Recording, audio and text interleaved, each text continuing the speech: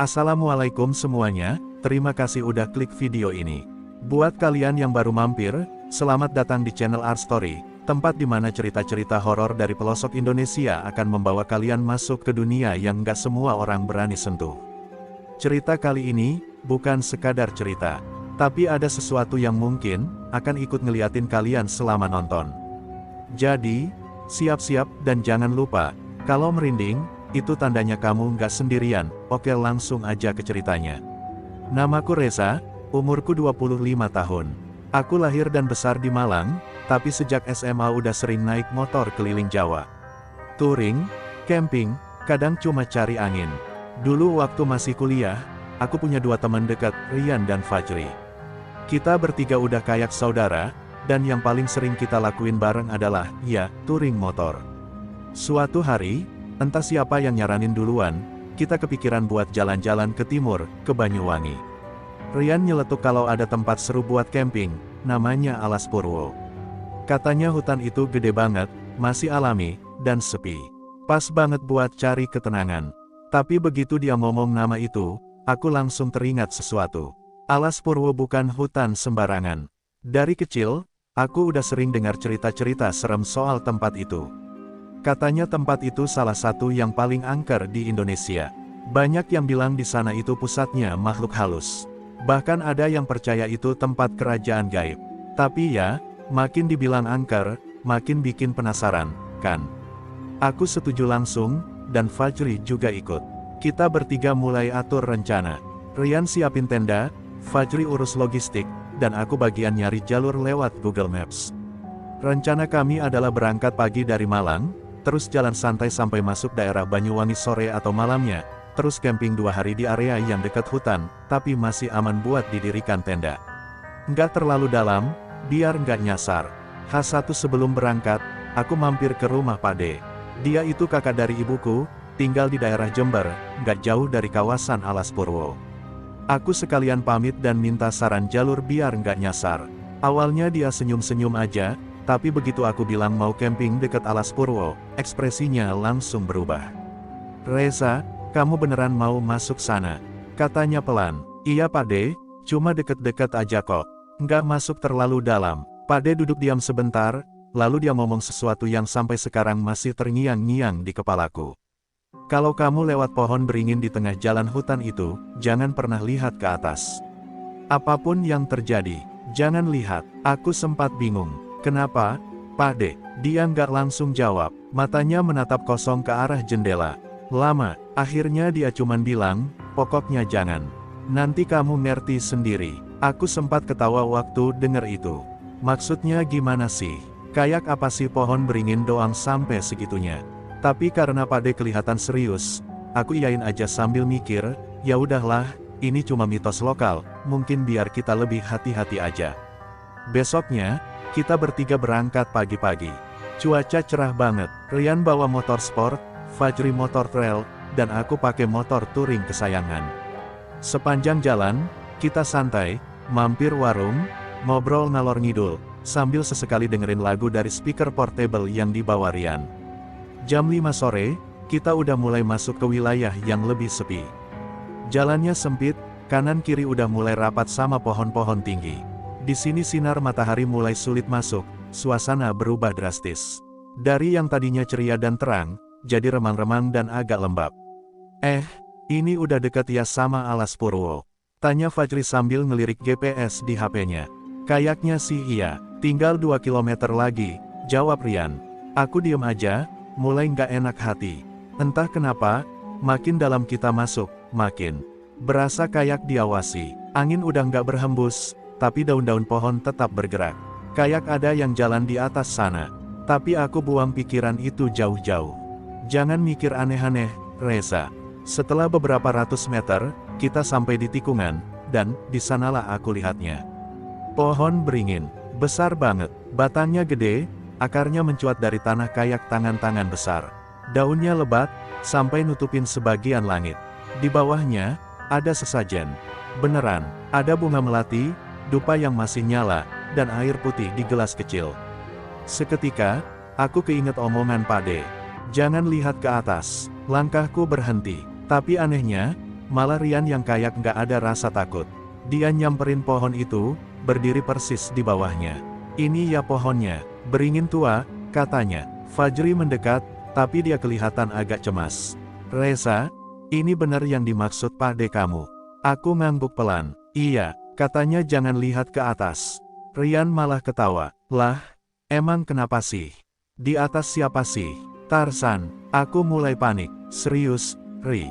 Jangan dilihat. Kita lewat aja. Tapi dasar Rian, kepala batu banget. Dia malah mendongak. Lihat ke atas. Fajri spontan mundur. Rian, astagfirullah. Jangan. Udah. Aku langsung tarik tangan Rian, ngajak dia pergi. Tapi dia diem. Tatapannya kosong, dan matanya terbuka lebar. Kayak orang lagi ngelihat sesuatu yang luar biasa, atau luar nalar.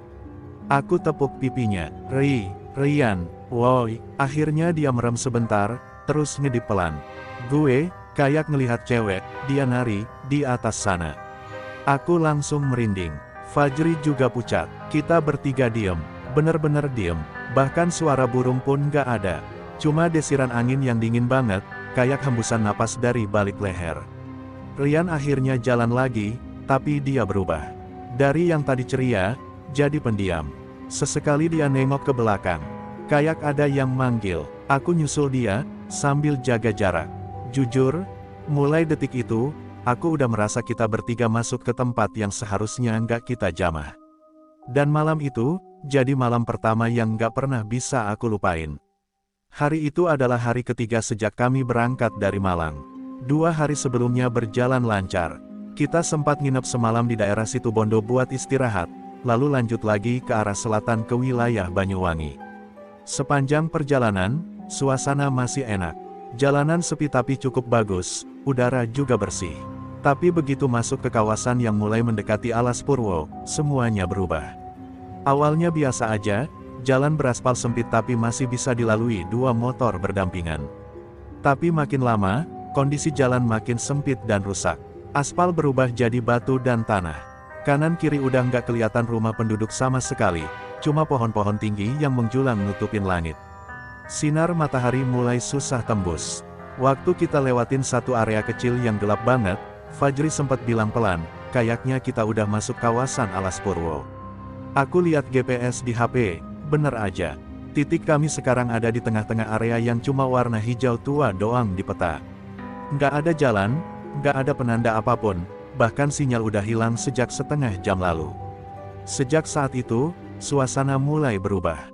Kalau sebelumnya kita masih ketawa-ketawa dan ngobrol, sekarang semuanya mendadak jadi hening. Angin nggak lagi berhembus, nggak ada suara burung, nggak ada suara jangkrik, yang terdengar cuma deru mesin motor dan gesekan ban sama jalan tanah kering. Aku udah mulai ngerasa nggak enak, tapi males ngomong duluan. Biasanya, kalau kita ngomongin rasa takut, itu malah makin nyata. Tapi ternyata, perasaan itu bukan cuma aku yang ngerasain. Fajri yang duduk di belakang mulai pegangan lebih kenceng, dan Rian yang dari tadi di depan juga mulai melambat. Tiba-tiba dia berhenti, dan tangannya menunjuk ke depan. Lihat itu, katanya pelan. Aku berhenti di samping dia. Di depan kami, sekitar 15 meter dari jalan yang kami lewati, berdiri satu pohon beringin yang luar biasa besar. Lebih gede dari semua pohon yang tadi kami lewati.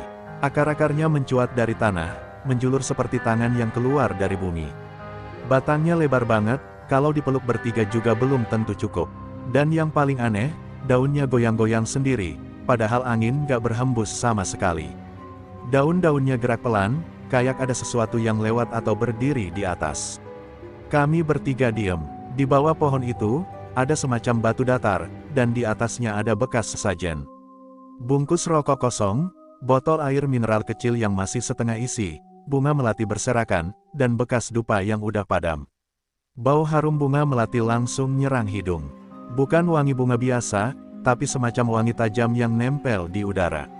Wangi yang bikin bulu kuduk berdiri. Aku langsung keinget omongan Pak De. Ini pasti pohon beringin yang dia maksud. Besarnya, bentuk akarnya, dan suasananya, semua pas. Tiba-tiba Rian nyeletuk pelan, kayaknya ada yang ngeliatin deh dari atas. Aku langsung refleks nengok ke dia, dan waktu itu juga jantungku berdetak lebih kenceng. Ri, jangan lihat ke atas, bisikku. Tapi dia kayak nggak denger. Matanya masih menatap ke atas pohon. Ekspresinya berubah, dari penasaran jadi aneh. Kayak orang melihat sesuatu yang nggak bisa dijelasin. Aku bisa lihat jelas dari sorot matanya, dia lagi lihat sesuatu di atas sana, sesuatu yang bikin dia diam membeku. Rian, jangan lihat ke atas. Aku mulai panik. Fajri juga narik lengan bajunya. Aku sendiri berusaha untuk nggak mendongak. Aku tahan sekuat tenaga. Tapi rasa penasaran itu, aduh, sumpah susah banget dilawan. Bayangin kamu berdiri di bawah pohon raksasa, teman kamu bilang ada yang ngeliatin dari atas, dan kamu disuruh jangan lihat. Makin dilarang, makin pengen. Akhirnya, aku pun mendongak. Sekilas aja, cuma pengen tahu. Dan di saat itulah, semuanya berubah. Di atas sana, di antara cabang pohon yang gelap dan lebat, aku melihat satu sosok. Perempuan, berdiri di atas cabang paling tinggi. Bajunya putih, panjang, tapi kotor. Lusuh, rambutnya panjang, kusut, nutupin wajahnya. Tapi yang bikin aku benar-benar ngerasa badan ini langsung dingin, dia gerak. Tangannya naik pelan, dan dia mulai goyangin badannya. Bukan kayak orang melambai, tapi kayak lagi nari. Pelan, lembut, seolah dia nikmatin setiap gerakan. Tapi gerakannya nggak kayak tari manusia biasa. Ada sesuatu yang aneh. Gerakannya kaku, nggak wajar. Kepala dia miring ke kiri, hampir 90 derajat, dan nggak bergerak sama sekali. Tapi badannya terus nari.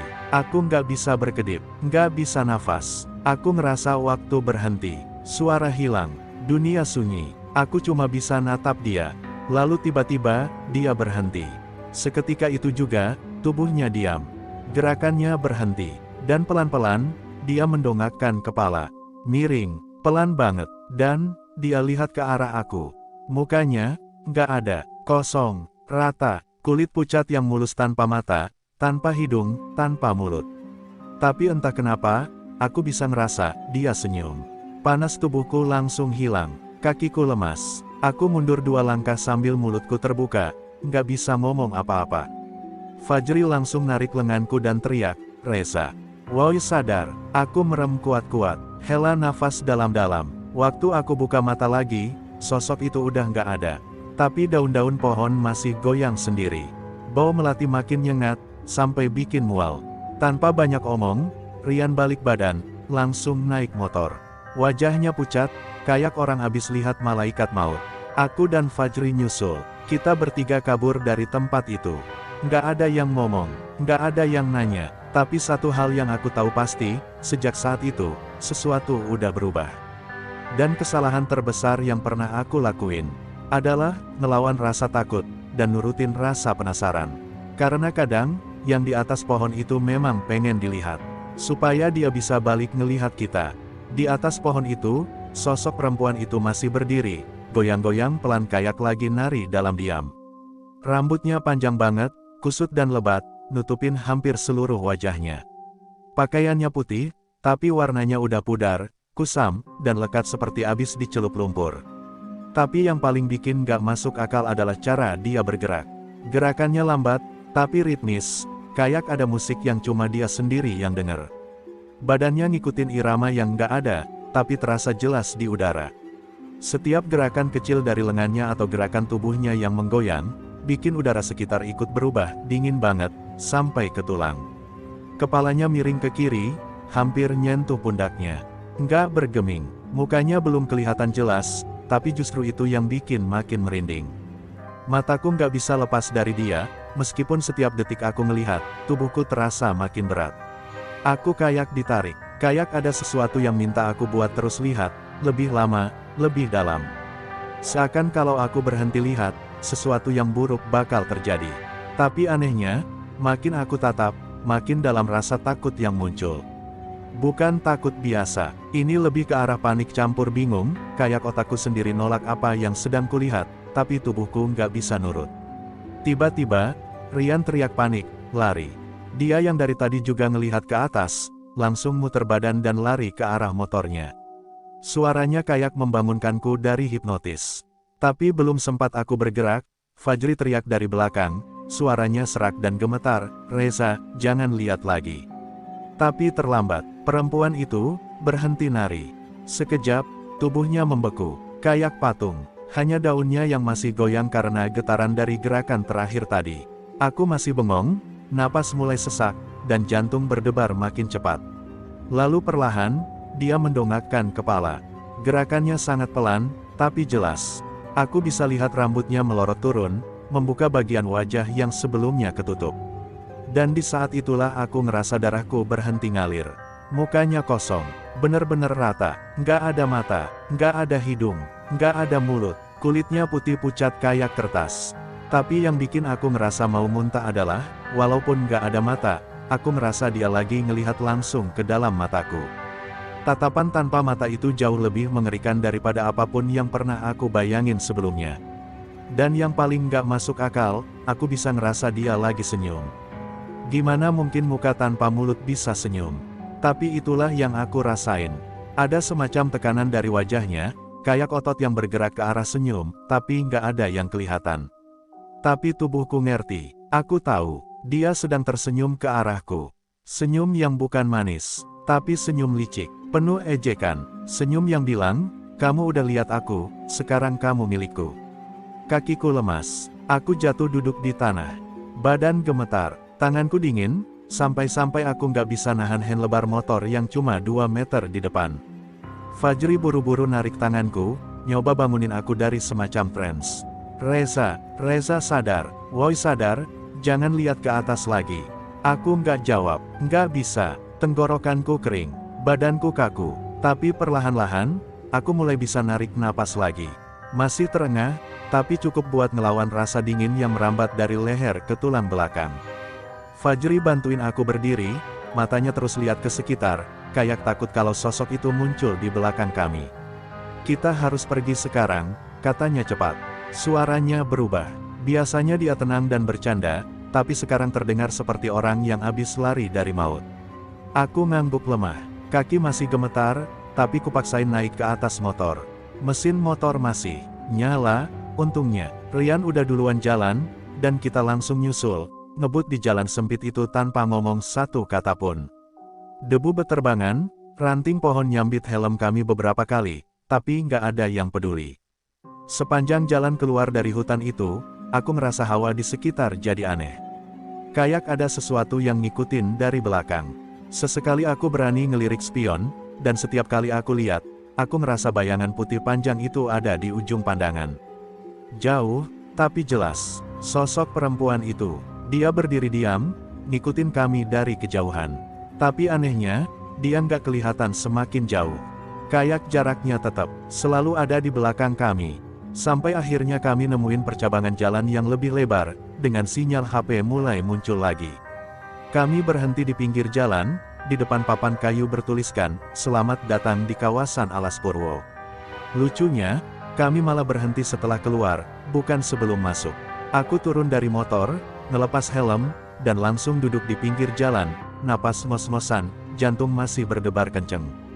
Fajri juga duduk lemas. Rian diem, berdiri sambil liatin jalan yang baru aja kita lewatin. Dia nggak ngomong apa-apa, tapi wajahnya kelihatan pucat. Lebih pucat dari yang pernah aku lihat sebelumnya. Nggak ada yang ngomong hampir 10 menit. Yang ada cuma suara angin dan suara mesin kendaraan yang lewat sesekali dari kejauhan. Akhirnya, Fajri buka suara, pelan banget, hampir kayak bisikan. Apa tadi itu, manusia? Aku nggak bisa jawab. Aku tahu apa yang kulihat tadi bukan manusia. Tapi aku juga nggak bisa bilang itu hantu, karena rasanya beda. Ada sesuatu dari sosok itu yang lebih tua, lebih gelap, dan lebih berbahaya dari sekadar hantu. Dan yang paling bikin aku takut adalah, perasaan ini belum hilang. Rasa dingin itu, tatapan itu, dan perasaan bahwa aku belum sepenuhnya bebas dari dia. Malam itu, aku tidur di penginapan seadanya di pinggiran kota Banyuwangi. Tapi tidurku nggak nyenyak. Setiap kali aku merem, aku balik lagi ke dalam hutan itu. Dan sosok perempuan itu, selalu berdiri di atas pohon. Dia nari lagi, tapi kali ini, lebih dekat.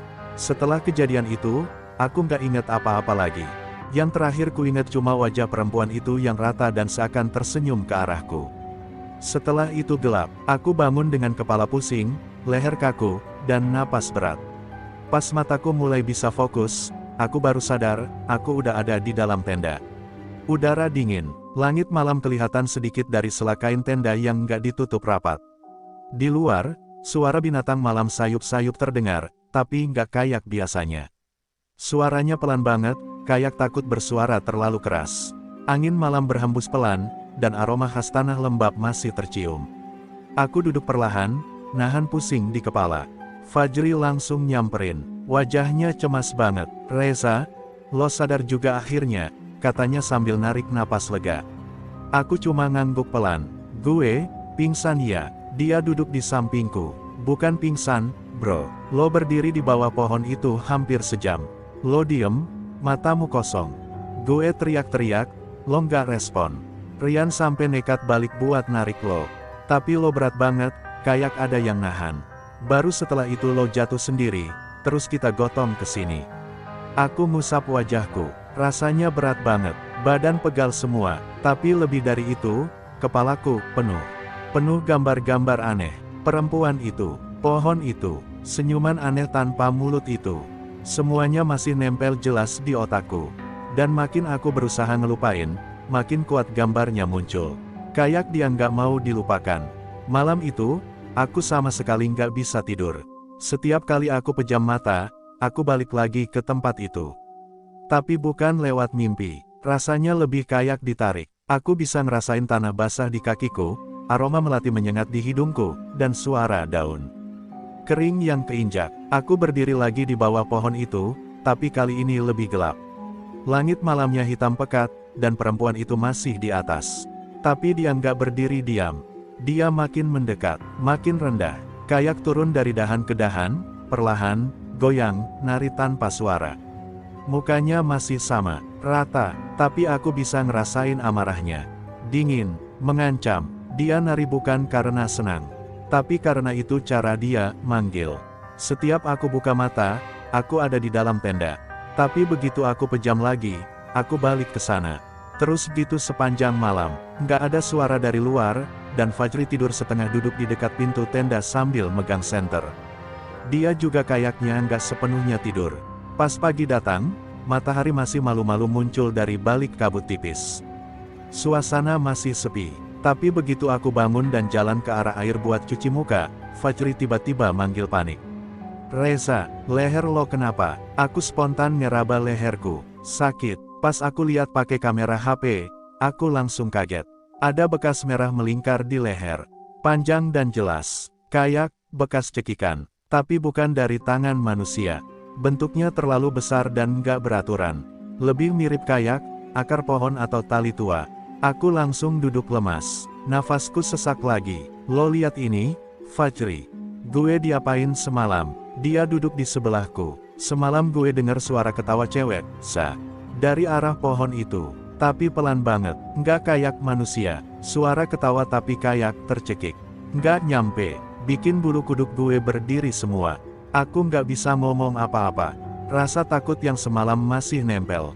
Dan sekarang makin jelas bahwa apa yang kita lihat, bukan cuma mimpi buruk." Tanpa banyak omong, kita langsung beberes.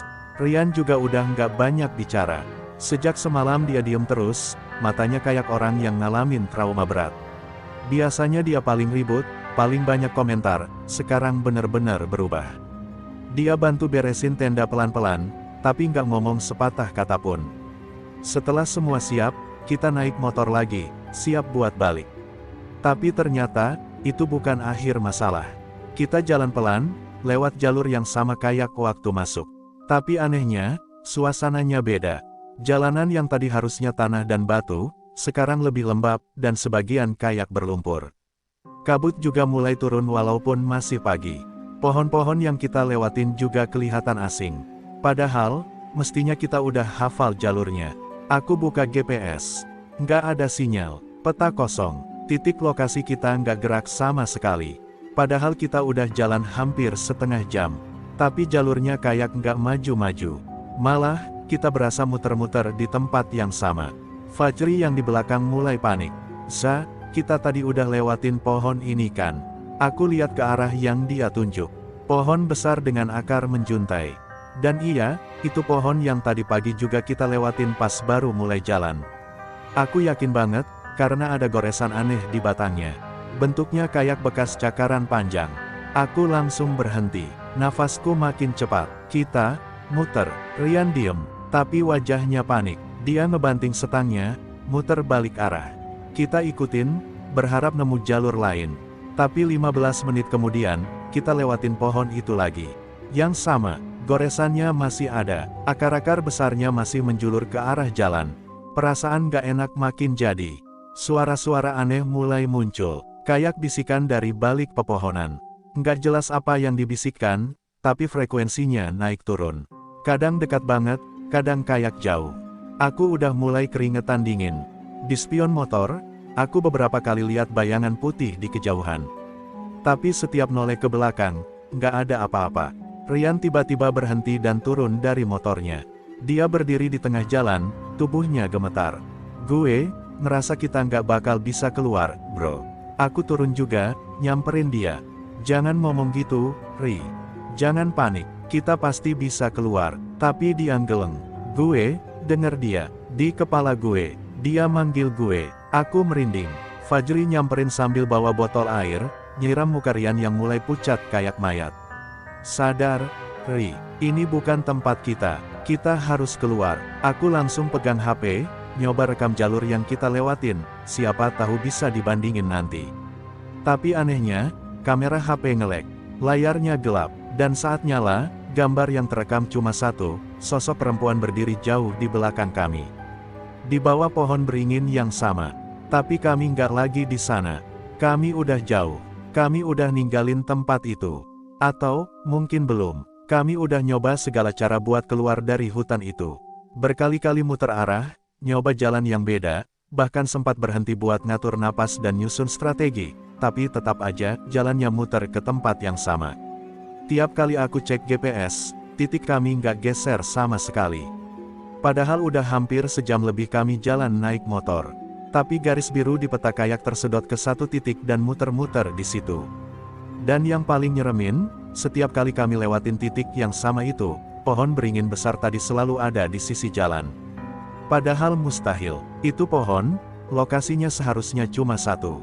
Tapi kita udah ngeliat dia 4, 5, 7 kali. Dan anehnya, pohon itu kelihatan makin beda. Akar-akarnya makin panjang, kayak menjulur ke arah jalan. Beberapa bahkan udah nyentuh aspal tanah tempat kami lewat. Kayak hidup, kayak mereka mau narik. Makin sering kami muter, makin gelap suasananya. Padahal ini masih siang, tapi cahaya matahari kayak nggak bisa masuk ke area ini. Bayangan pohon makin tebal, udara makin lembab, dan hawa dingin mulai masuk ke tulang. Kami makin panik, nafas mulai berat. Fajri udah beberapa kali berhenti cuma buat muntah. Awalnya cuma cairan, tapi pas ketiga kali, dia mulai keluarin darah. Aku lihat jelas darah segar nyampur sama lendir. Dia gemeteran, matanya merah, dan kulitnya pucat banget. Bro, ini hutan apaan sih?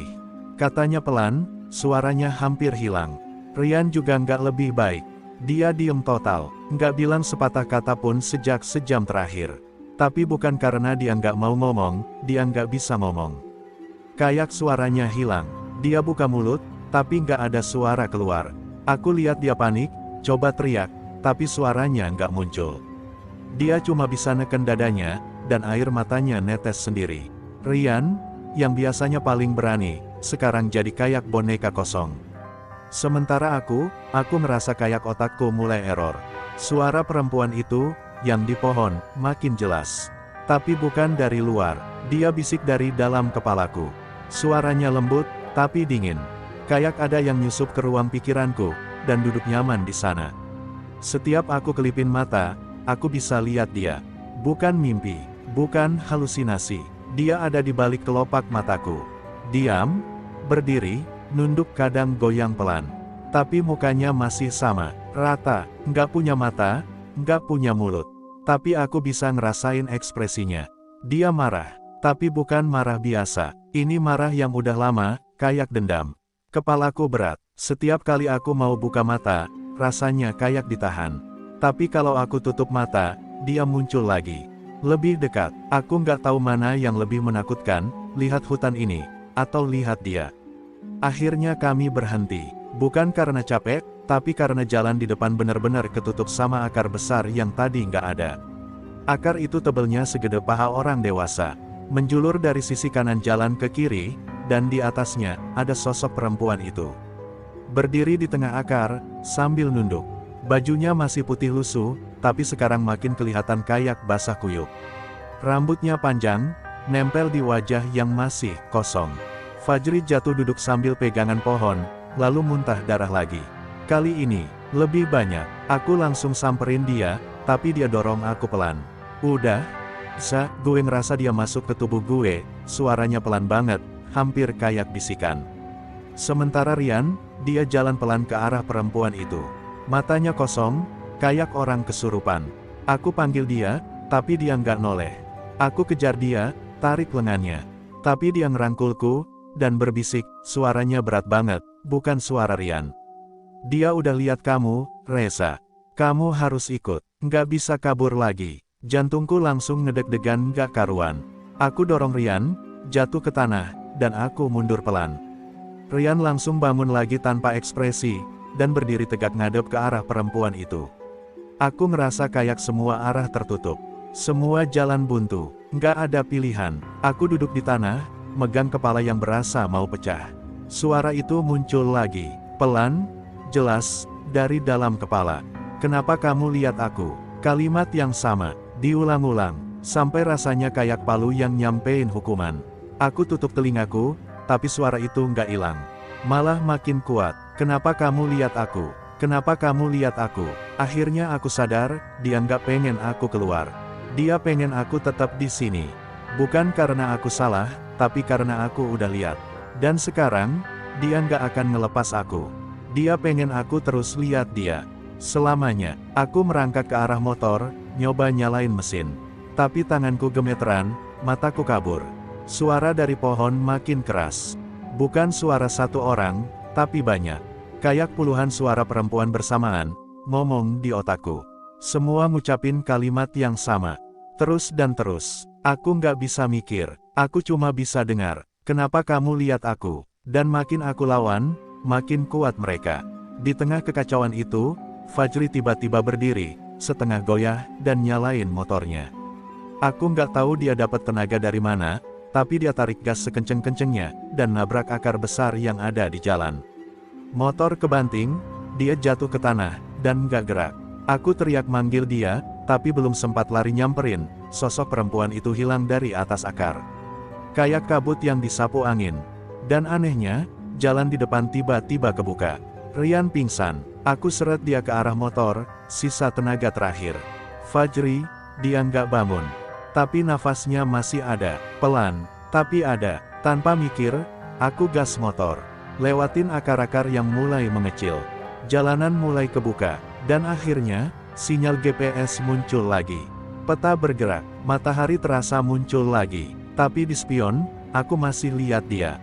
Berdiri, jauh, di bawah pohon beringin, diam, dan entah kenapa, aku yakin, dia belum selesai. Entah gimana, waktu aku bangun keesokan harinya, aku udah ada di pinggir jalan aspal.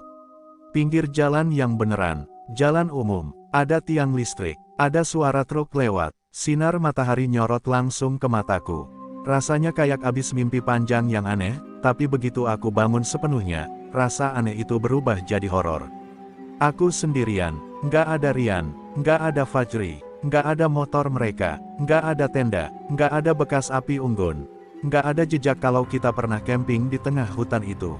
Yang ada cuma aku, baju yang penuh lumpur, dan tangan yang gemetaran. Helmku entah kemana, motorku juga nggak kelihatan.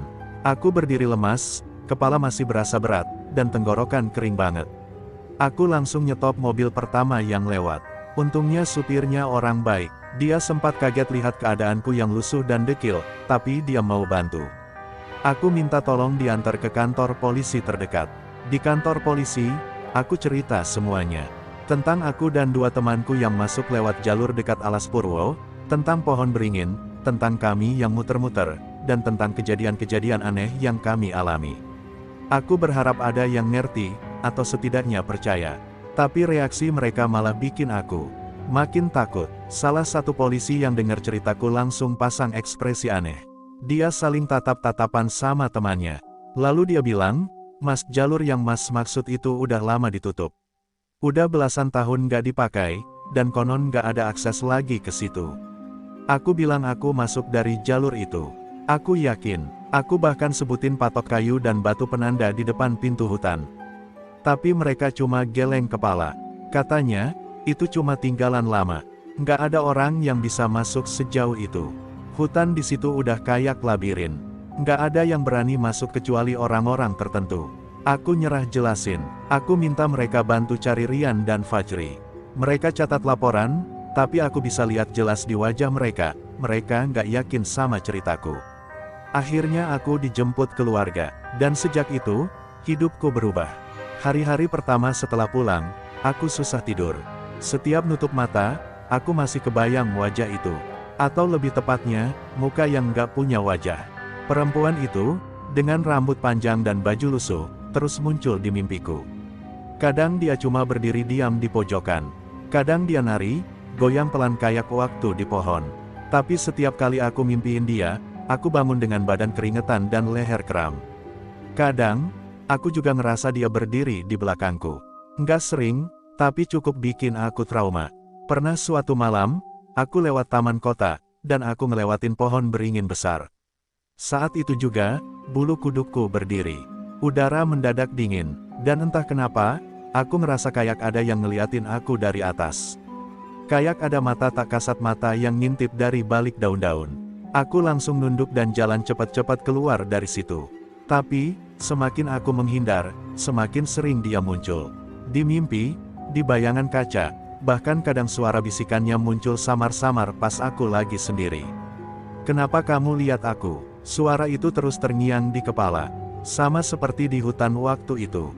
Beberapa kali aku coba datangi dukun, ustaz, bahkan orang pintar yang ngerti soal hal-hal gaib.